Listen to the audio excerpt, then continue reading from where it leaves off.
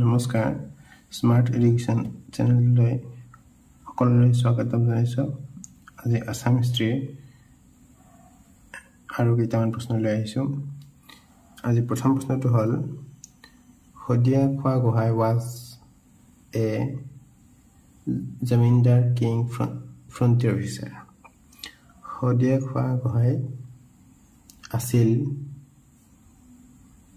Zamindar king frontier officer. ইয়াৰ উত্তৰটো হ'ল frontier officer. Year 1894 is related to 1896 চনটো জড়িত আছিল ফুলগুৰিত হোৱা ৰঙিয়া ৰিভল্ট, পথাৰঘাট ৰিভল্ট। ইয়াৰ শুদ্ধটো হ'ল পথাৰঘাট ৰিভল্ট। পথাৰঘাট বিদ্ৰোহ বা ৰিভল্ট হৈছিল 1894 চনৰ 28 জানুৱাৰী। অসমৰ দৰং জিলাৰ মঙলদৈ চহৰৰ পৰা প্ৰায় 16 কিলোমিটাৰ পশ্চিমত অৱস্থিত পথাৰঘাট বৰ্তমান পাথৰিঘাট নামে ঠাইত স্থানীয় খেতিয়কসকলে মাটিৰ খাজনা বৃদ্ধিৰ বাবে এক ৰাজহুৱা মেলৰ আয়োজন কৰিছিল।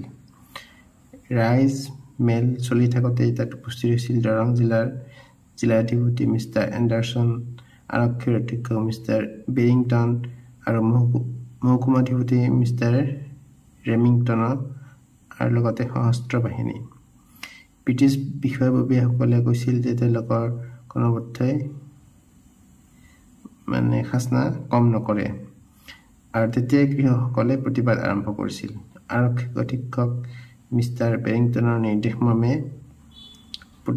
প্ৰতিবাদকাৰী কৃষকসকলৰ ওপৰত গুলীচালনা কৰিছিল চৰকাৰী পক্ষৰ আৰক্ষীয়ে, আৰু কৃষকসকলে প্ৰতিহত কৰাৰ চেষ্টা কৰিছিল যদিও 140 জন কৃষক এই ঘটনাত মৃত্যু হয়, আৰু এই উক্ত ঘটনাক পথাৰঘাট বিদ্ৰোহ বুলিও জনা যায় বা পথাৰঘাট ৰণ বুলিও জনা যায়।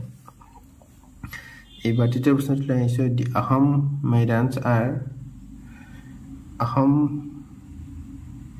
মৈদানসকল হ'ল elaborate burial tanks of Ahom nobility and king, large field temples, enclosure for the sporting activities. ইয়াৰ শুদ্ধটো হ'ল elaborate burial tanks of Ahom nobility and king. Ahom আভিজাত্য আৰু ৰজাসকলৰ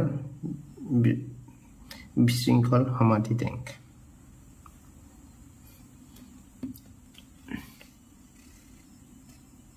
এইবাৰ 4 নম্বৰ প্ৰশ্নটো লৈছো, the Ahom marriage is popularly known as. Ahom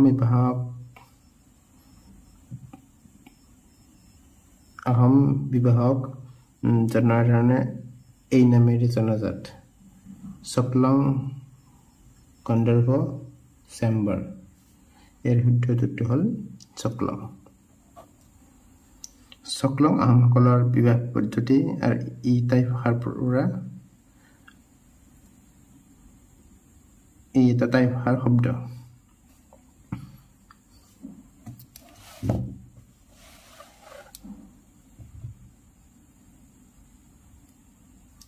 এইবাৰ 5 number প্ৰশ্ন ওলাইছো,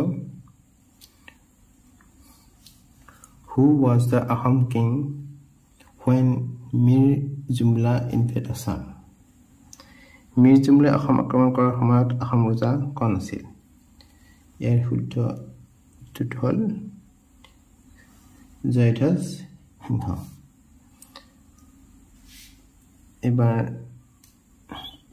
নেক্সট প্ৰশ্নটো লৈ আহিছো,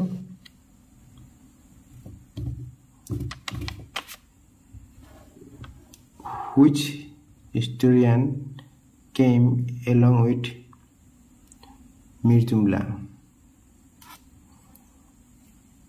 মিৰ জুমলাৰ লগত কোনজন বুৰঞ্জীবিদ আহিছিল? ইয়াৰ শুদ্ধটো হ'ল শ্বাহাবুদ্দিন তালিছ। শ্বাহাবুদ্দিন তালিছ মিৰ জুমলাৰ লগত অহা প্ৰখ্যাত ইতিহাসবিদ আছিল আৰু তেওঁৰ ফাতিয়া ই ইব্ৰিয়া গ্ৰন্থখন ৰচনা কৰিছিল।